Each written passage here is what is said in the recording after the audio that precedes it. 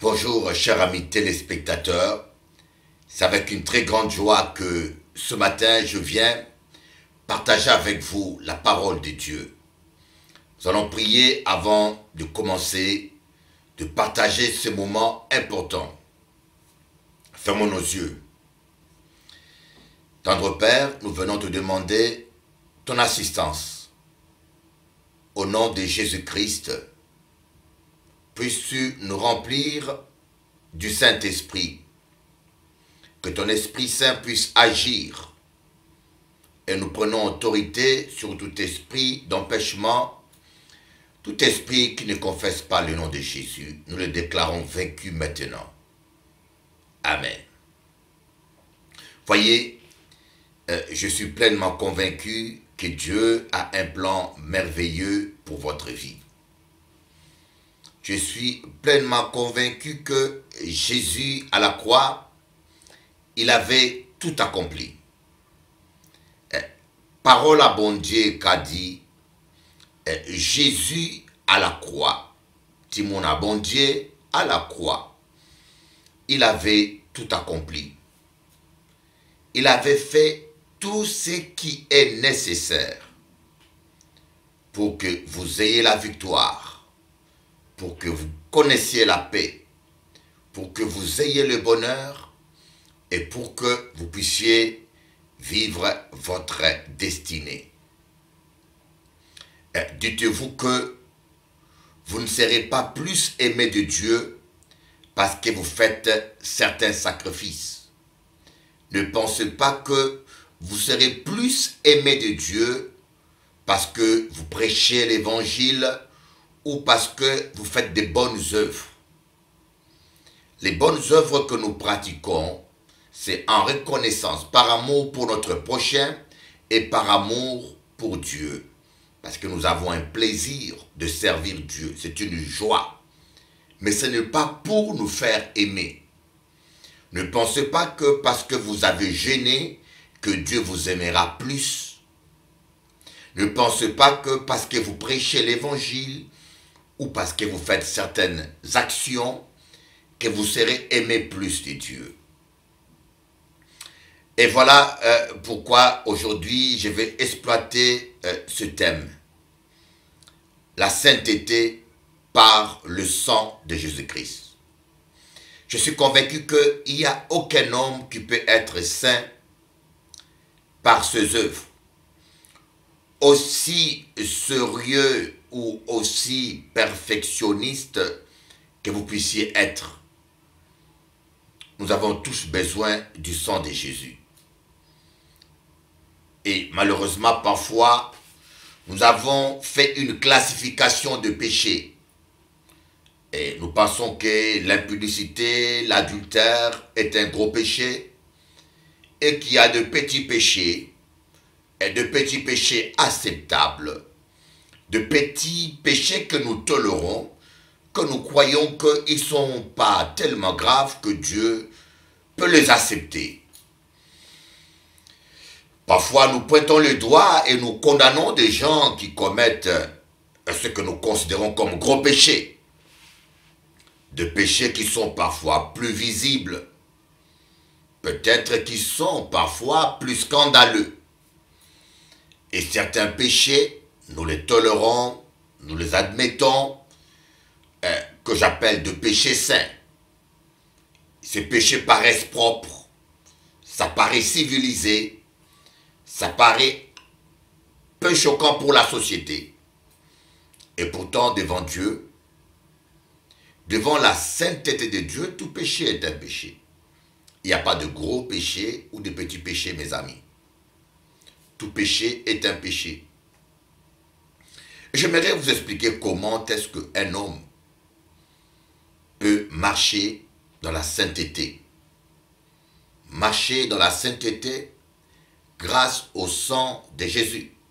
Mais je tenais d'abord à vous dire quelque chose qui est très important. Notre bonne volonté est très importante. C'est par la volonté que nous acceptons Jésus-Christ. C'est par la volonté qu'on s'engage dans le mariage. C'est par notre libre arbitre que nous acceptons le Saint-Esprit. Et c'est par cet libre arbitre que nous invitons même Dieu à intervenir dans certaines situations de notre vie.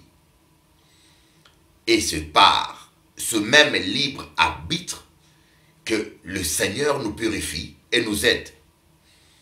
Et le Seigneur qui sonde le cœur et le rein, il peut voir si nous avons la bonne volonté ou pas.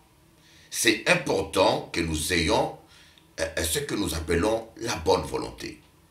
Une décision personnelle, que nous puissions nous décider pour l'obéissance. Comme le dit bien Ésaïe chapitre 2, verset 20. Si vous vous décidez pour l'obéissance, c'est plutôt Ésaïe chapitre 1, verset 20. Si vous vous décidez pour l'obéissance, vous mangerez les meilleures productions du pays. Les meilleures productions. Vous voyez que la consommation, les biens que vous avez, le niveau de vie que vous avez, quand vous êtes un enfant de Dieu, cela dépend de votre obéissance. Si vous vous décidez, si vous décidez de marcher avec bon Dieu, et si vous décidez d'observer parole à bon Dieu, si vous déterminez et décidez, alors là, bon Dieu qu'a dit, vous qu'à manger meilleure production à pays là. Ce n'est pas une nouvelle doctrine, c'est la parole de Dieu, vivant. N'oubliez jamais que le ciel et la terre passeront, mais la parole de Dieu ne passera jamais.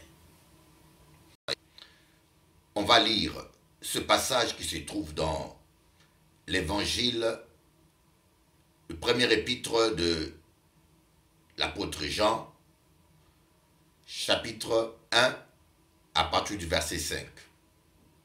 Lisons.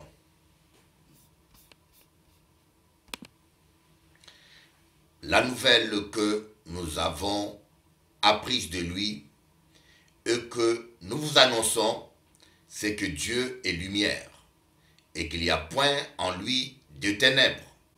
Si nous disons que nous sommes en communion avec lui et que nous marchions dans les ténèbres, nous mentons et nous ne pratiquons pas la vérité. Mais si nous marchions dans la lumière, comme il est lui-même dans la lumière, nous sommes mutuellement en communion. Et le sang de Jésus, son Fils, nous purifie de tout péché. Si nous disons que nous n'avons pas de péché, nous nous séduisons nous-mêmes et la vérité n'est point en nous. Et si nous confessons nos péchés, il est fidèle et juste pour nous les pardonner et pour nous purifier de toute iniquité. Si nous disons que nous n'avons pas de péché, nous les faisons menteurs et sa parole n'est point en nous. Mais j'aimerais souligner ce verset, le verset 7. Mais si nous marchons dans la lumière, comme il est lui-même dans la lumière, nous sommes mutuellement en communion et le sang de son Fils nous purifie de tout péché. Voyez, un passage souvent important, un passage clé qui va nous permettre de comprendre la parole de Dieu dans sa profondeur. C'est très important de comprendre ces choses. Et la parole de Dieu dit, si nous disons que nous n'avons pas de péché, nous sommes des menteurs. Ici, l'apôtre Paul, il faut bien voir le contexte. Quand vous lisez la Bible, il faut bien voir les contextes. Vous voyez, il dit, si nous disons que nous marchons avec lui, que nous sommes en communion avec lui, et nous marchons dans les ténèbres, nous sommes des menteurs. Ici, l'apôtre Jean utilise le terme marcher. Et certaines fois, l'apôtre Paul utilise le terme tomber. Il y a deux termes, deux verbes qui sont utilisés dans la Bible pour expliquer la situation d'un homme dans le péché. Il y a le terme marcher dans le péché et tomber dans le péché. Et quand on dit marcher dans les péchés, quand on marche, on fait au minimum 2 pas. 1 pas, 2 pas. Et marcher dans le péché, comme marcher dans les ténèbres, veut dire simplement mener une vie de ténèbres. Ce n'est pas un acte accidentel, mais ça devient un style de vie. Quelqu'un qui vole consciemment tous les jours et qui vit du vol, on ne peut pas dire qu'il est tombé dans le péché, mais il vit dans le péché. C'est un style de vie. Donc, sa volonté est d'accord. Il a fait un choix libre de marcher et de mener ce genre de style de vie. Et quand on marche dans le péché, alors là, on n'est pas en communion avec lui. Mais par contre, on peut tomber dans le péché sans marcher dans le péché. C'est ça la différence. Voilà pourquoi l'apôtre Paul dit, si nous sommes en communion avec lui et nous péchons, le sang de son Fils est là pour nous purifier. Voyez donc, vous ne menez pas une vie de péché, vous ne vivez pas dans la débauche, mais ça peut arriver que vous tombez. Ça peut arriver parce que vous êtes fait de chair. Et l'apôtre Paul va mettre en garde aux gens qui prétendent qu'ils ont atteint un niveau spirituel où ils ne pêchent plus, que Jésus-Christ appelle des hypocrites, les pharisiens et les scribes. Aujourd'hui, nous avons des chrétiens, des pasteurs hypocrites qui montrent une face qui ne correspond pas à ce qu'ils sont.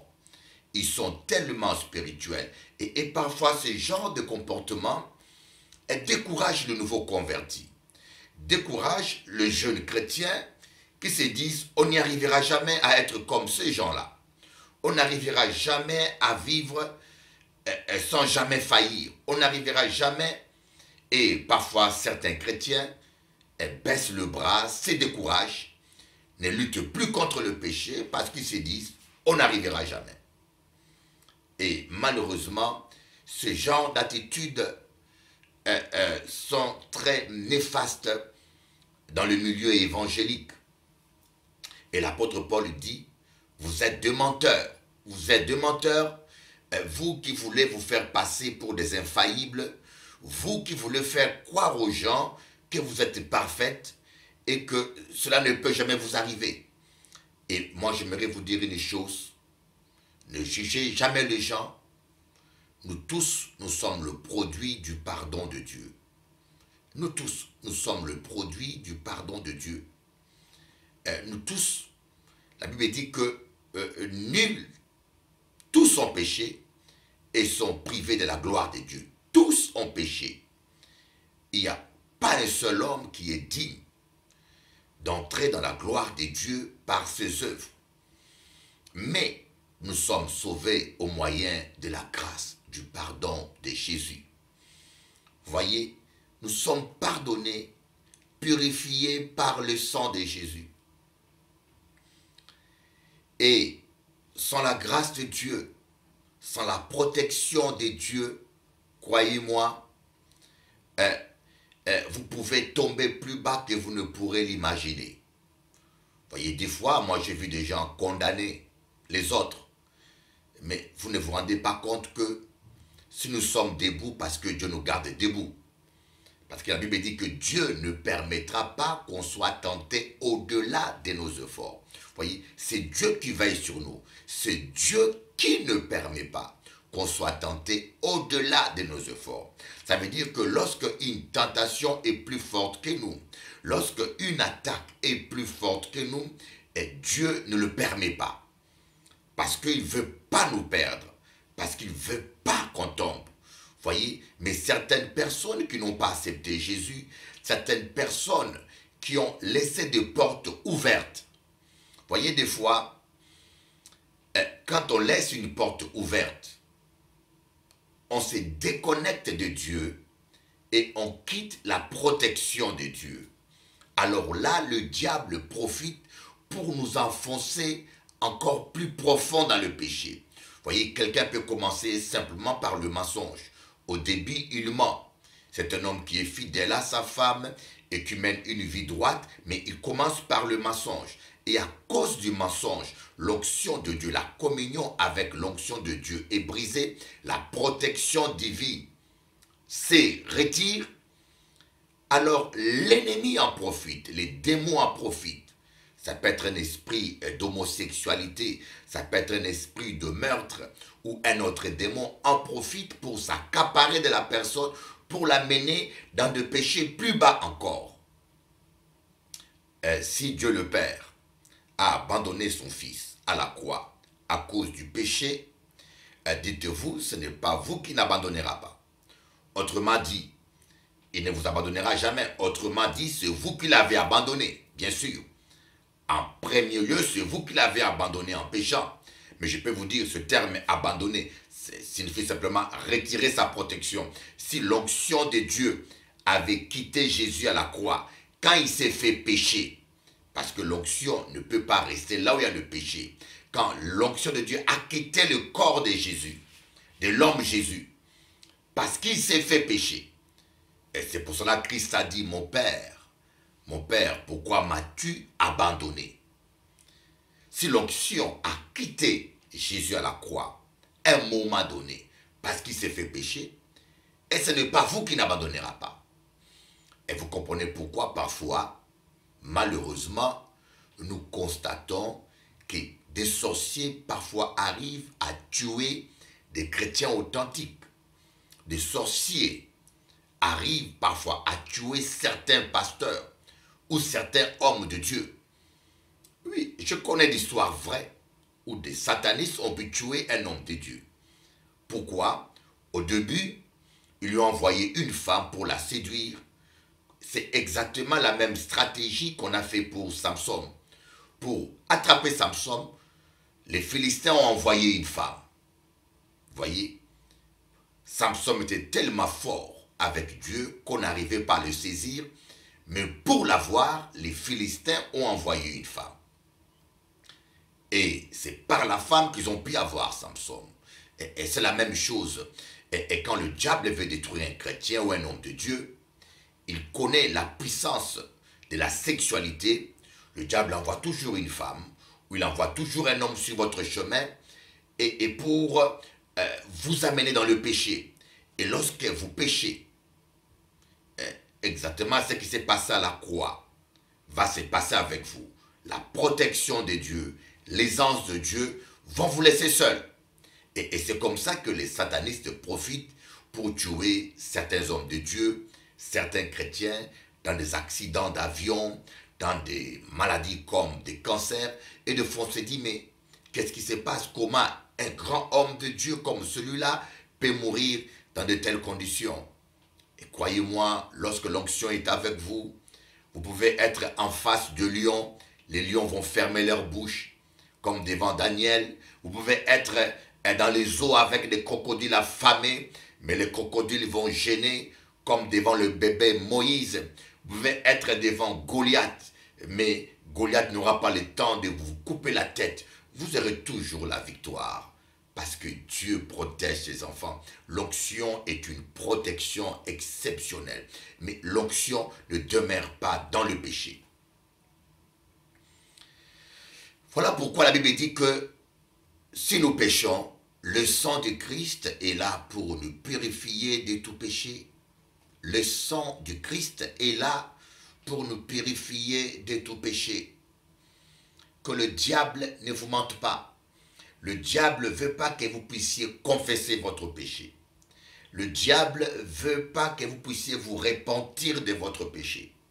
Le diable ne veut pas ça parce qu'il sait que si vous vous repentez sincèrement, Dieu est tellement amour qu'il va vous pardonner. Satan sait cela, que si vous vous repentez, que Dieu va pardonner, que Dieu va oublier. Alors, sa stratégie, c'est d'endurcir votre cœur. de vous tromper par des faux raisonnements. Vous dire, mais Dieu comprendra, Dieu est amour, Dieu est patient, Dieu comprendra, Dieu va te pardonner. Il va essayer de vous donner un faux enseignement, un faux raisonnement pour vous empêcher de parvenir à la repentance. N'oubliez pas que l'arme de Satan principale, c'est le péché. Parce qu'il sait que tant que tu es dans la sainteté et tant que tu vis dans la présence de Dieu, tu es invincible. Tu es invincible. Tu as l'immunité parlementaire céleste. Tu as l'immunité diplomatique. Nous sommes des diplomates de Christ. Nous sommes des ambassadeurs du royaume des cieux ici-bas. Et nous avons l'immunité diplomatique. Satan ne peut pas nous arrêter. Il ne peut pas nous toucher. Parce qu'il y a le sang de Christ sur nous. Mais lorsque vous abandonnez votre immunité diplomatique, vous abandonnez votre protection, et voilà que vous devenez fragile. Et c'est comme ça que Satan arrive à profiter pour détruire les enfants de Dieu. Croyez-moi, la Bible dit que si votre péché est noir comme les cramoisis, il deviendra blanche comme la neige. Est-ce que tu peux comprendre? Yo peut dire moi, ah, Bishop Eli, mais pas qu'à quoi que bon Dieu peut aimer monde comme moi, moins violé. Nous avons des prisonniers qui sont là, qui me suivent. Tu te dis en toi-même, j'ai violé. Ou tu dis, moi, j'ai déjà tué. Je ne sais pas s'il y a de meurtriers qui sont là, dans des prisons. D'autres qui me suivront par Internet, en France. D'autres qui me suivront en Guadeloupe, en direct, par Canal 10, en prison.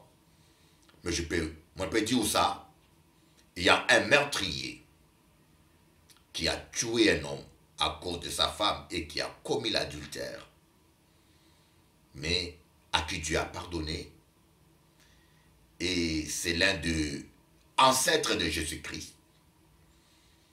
Et il était appelé l'homme selon le cœur de Dieu. Il a écrit des psaumes extraordinaires pour Dieu, le roi David. Voyez, si David était aujourd'hui à Paris, il aurait eu 20 ans de prison ou 30 ans, il serait en prison comme toi. Amen.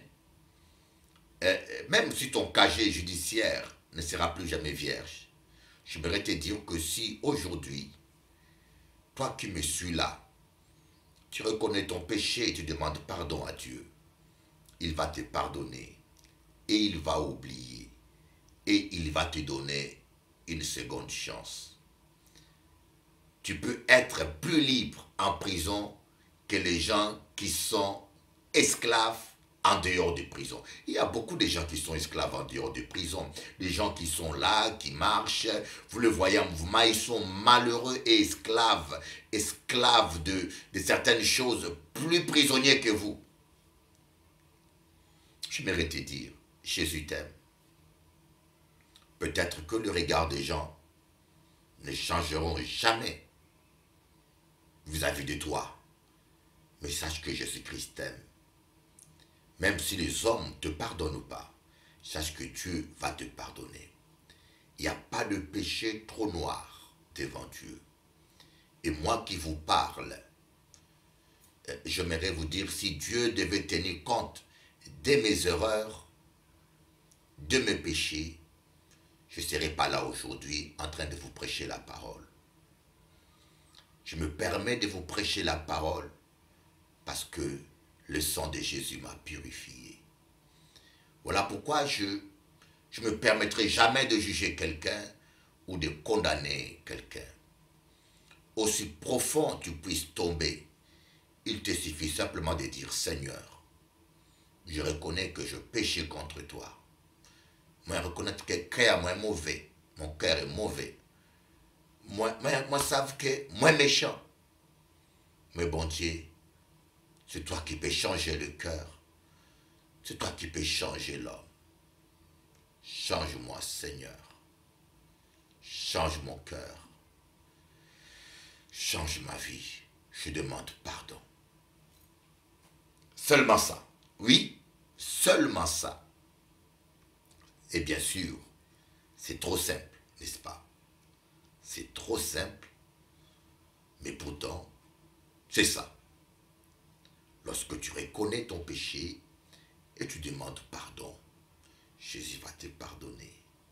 Il est merveilleux et il ne se lasse jamais de pardonner.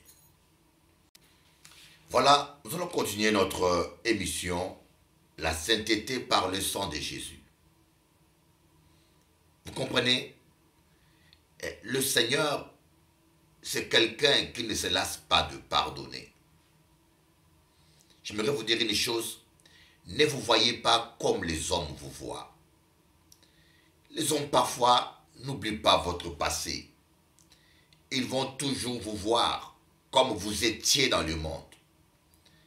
Vous pouvez commettre un péché aujourd'hui, mais les gens vont continuer toujours à en parler 10 ans après, 15 ans après. Et j'ai vu des gens qu'on a condamnés à vie. Et j'ai toujours dit, si le roi David était en Martinique ou en Guadeloupe aujourd'hui, je ne crois pas qu'il serait toujours pasteur. Je ne crois pas qu'il prêcherait encore l'évangile. Je ne crois pas qu'il y aurait des gens même qui auraient lu les psaumes de David. Mais pourtant, c'est des psaumes inspirés par l'Esprit de Dieu. Pourtant, les psaumes sont dans la parole de Dieu. Et pourtant, il est le père de Jésus-Christ. On appelle David le père de Jésus. Jésus, le fils de David. Pour vous dire que Dieu est un Dieu de grâce. Ne vous occupez pas des gens. Lorsque les gens, comme on dit, lorsque on veut jeter son chien, on dit qu'il a la rage. Lorsque on jalouse un pasteur ou un chrétien ou une chrétienne, on cherche dans son passé. On l'accuse dans son passé. Et vous ne savez pas quand est-ce qu'un homme se répand. Voilà pourquoi je vous dis toujours, c'est mauvais de juger un homme ou de parler du mal d'un homme parce que vous ne savez pas s'il s'est repenti ou pas, parce que la prière est dans le secret. David, quand il s'est repenti devant Nathan le prophète. Ce n'était pas devant les gens. C'était quelque chose de privé. Rappelez-vous de ces bandits. Cet homme qui a tué toute sa vie, un meurtrier, il a été crucifié avec Jésus. Pour les communs des mortels, cet homme allait tout droit en enfer. Soyons d'accord. Pour les communs des mortels, cet homme allait tout droit en enfer. Et nous savons tous qu'il n'a pas été en enfer. Alléluia. Il n'a pas été en enfer. À la croix, lorsque l'autre bandit était en train de crier sur Jésus et dire à Jésus, si tu es le Fils de Dieu, sauve-toi toi-même et sauve-nous. L'autre assassin a tourné sa tête, il a dit Seigneur, il a d'abord reproché à l'autre bandit, comment tu oses parler ainsi à cet homme? Lui au moins, il n'a rien fait, il ne mérite pas, mais nous méritons ce que nous vivons. Et il a regardé Jésus, il a dit, souviens-toi de moi, lorsque tu seras dans ton royaume.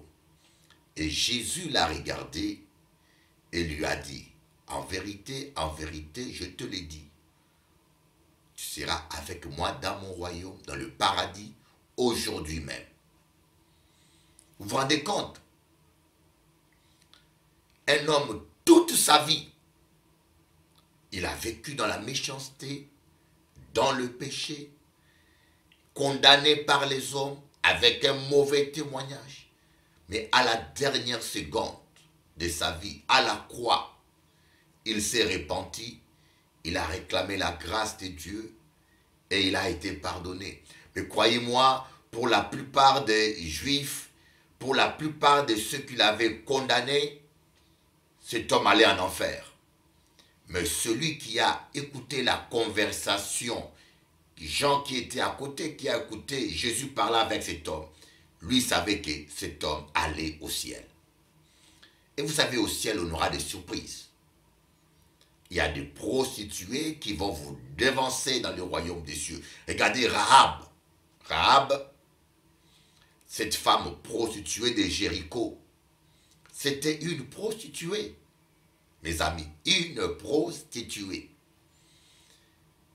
Mais la grâce de Dieu nous dépasse. Cette femme s'est repentie. Il a accueilli les espions. Il les a protégés. Elle les a protégés. Elle a mis foi en Dieu. Et toute la ville a été détruite. Mais Rahab, la prostituée, n'est pas morte. Et Rahab, la prostituée, est entrée parmi le peuple d'Israël et il a mis au monde un ancêtre de Jésus-Christ. Et si vous lisez la généalogie de Jésus, vous allez voir, il y a Rahab la prostituée. Mes amis, la grâce de Dieu nous dépassera toujours. Arrêtez de condamner les gens. Arrêtez de parler du mal des gens. Arrêtez de rappeler le passé des gens. Personne n'est digne par nos œuvres. Si tu n'es pas digne, pourquoi juges-tu l'autre? Nous ne sommes pas dignes. Nous ne sommes pas dignes, nous tous. Nous avons tous péché d'une manière ou d'une autre. Et Dieu nous a fait grâce. Arrêtez. Nous voyons encore Ruth, la Moabite. La Moabite. Les Moabites, c'est un peuple maudit. Mais cette femme, elle est enceinte de Jésus. Noé, on dit sur toute la surface de la terre, Dieu n'a pas vu un seul homme intègre et juste à part Noé. Mais lorsque Noé s'est retrouvé après le déluge, il n'y avait plus des amis avec qui parler. Il commençait à s'ennuyer. Il a commencé à picoter, à picoler, comme on dit en français. Il s'est enivré.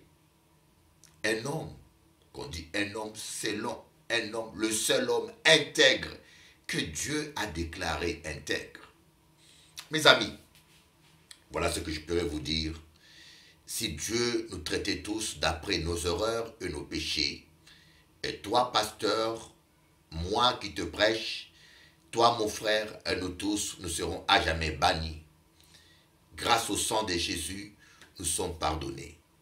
Et si nous reconnaissons que nous sommes le produit du pardon de Dieu, et nous devons aussi reconnaître que nos frères et sœurs qui tombent ont droit de bénéficier de ce pardon. Ne les condamnez pas. Mais celui que Dieu condamne, c'est celui qui ne veut pas se repentir et qui marche dans le péché. Que ce genre-là ne trouve pas d'excuses pour utiliser ma prédication. Voyez, quand Dieu t'appelle à la repentance, il faut se repentir. Ici, je parle bien des gens qui tombent dans le péché et non qui vivent dans le péché. Voyez, David est tombé dans le péché une fois. Vous ne trouverez pas un autre passage où David refait la même chose ou vit dans la même chose. Il est tombé une fois, il s'est repenti et il a continué son chemin. Je ne parle pas de moqueurs, des gens qui se disent pasteurs chrétiens, qui sont de moqueurs, qui vivent dans l'impudicité, qui vivent dans l'adultère et qui abusent des enfants de Dieu. Mes amis, nous ne serons jamais saints par nos œuvres. La sainteté de Dieu est tellement grande, même une seule pensée mauvaise nous éloigne de Dieu. Et n'écoute pas Satan qui veut te culpabiliser. Vous savez, quand Dieu nous pardonne, Satan essaye de nous culpabiliser.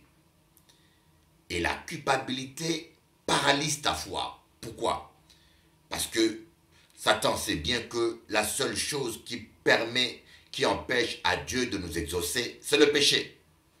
La main de l'Éternel n'est pas trop courte pour guérir, ni son oreille trop dure pour entendre. Ce sont nos péchés qui nous séparent de Dieu, qui nous cachent sa face, n'est-ce pas? Et Satan sait cela. Et c'est pour cela, lorsque nous prions, il nous rappelle nos péchés. Il n'a plus droit de monter devant le trône de Dieu, comme dans le temps de Job, pour accuser les chrétiens. Maintenant, il ne nous accuse pas devant le trône de Dieu, mais à notre propre conscience. Il te dit, toi tu as fait ça, toi tu as fait ça, toi tu as fait un avortement, toi tu as divorcé, toi tu avais trompé ta femme, tu n'es pas digne de servir Dieu, tu n'es pas digne de prier. Et si vous croyez à ces accusations, votre foi est automatiquement bloquée. Parce que vous croyez que vos prières ne montent plus. Vos prières montent par votre foi. C'est votre foi qui détermine l'efficacité de votre prière. Voilà pourquoi Satan va venir vous accuser, vous rappeler votre passé. Mais la Bible dit que si même votre cœur vous condamne, Dieu est plus fort que votre cœur. Même quand Satan va utiliser votre cœur, vos sentiments, pour vous faire croire que vous n'êtes pas digne de vous approcher de Dieu, dites-vous que Dieu, la parole de Dieu, est plus forte que vos sentiments. Vous n'avez pas besoin de sentir la présence de Dieu pour croire qu'il est là. Vous n'avez pas besoin de sentir une chaleur pour croire que Dieu est avec vous. Vous croyez qu'il est avec vous parce que sa parole est dit. Et sa parole dit, si nous confessons nos péchés, il est fidèle et juste pour nous le pardonner. Alors j'aimerais vous dire, Dieu vous a pardonné. Dieu vous aime. Si vous avez confessé vos péchés, vous êtes saints. Parce que le sang de Jésus vous a purifié. Oui, j'en suis convaincu. Je crois que vous avez confessé et que Dieu vous a pardonné et vous êtes saints. Soyez bénis. Je vous aime. Bishop Eli, votre frère et votre ami.